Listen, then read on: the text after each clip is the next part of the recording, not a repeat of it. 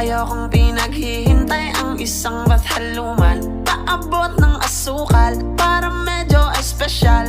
Gusto ko matamis tulad ng ngiti ni mahal. Ngayon all goods na, sakto yung dala kong pera.